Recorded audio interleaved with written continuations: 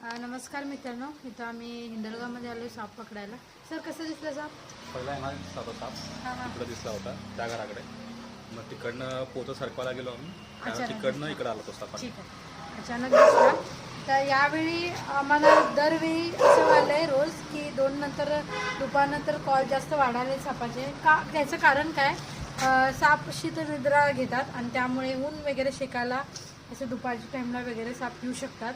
आणि आता नागाचं प्रमाण जास्त वाढणार, कारण नागाचं आणि धामांचं जे मॅटिंग सीझन आहे ते सुरू होणार आहे अजून. तर त्यामुळे जास्त प्रमाण त्यांचं वाढवू शकतं. आता इथं साप त्यांना दुसरं त्या फरच्यांच्या पाठीमागे काय दादा,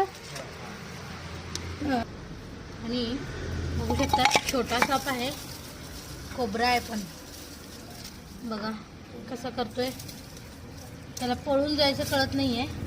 आणि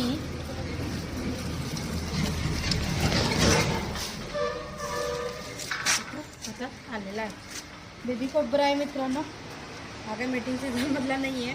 आता या सापावरती बघा असे गाठी गाठी आहेत. जसं आपल्याला ट्यूमर वगैरे असते तशा त्या पद्धतीने छोटे छोटे ट्यूमर्स आहेत त्याला.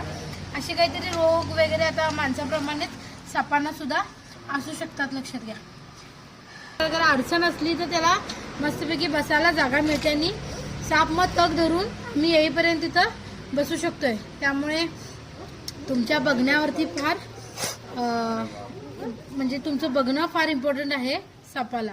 ठीक आहे, आता तो बाजूच्या कंपाऊंडमधून सरळ इथं आला आणि त्यांनी व्यवस्थित बघत बसले म्हणून तो मिळाला. लक्षात घ्या किती आकर्षक फणाव काढायला तुम्ही बघू शकता.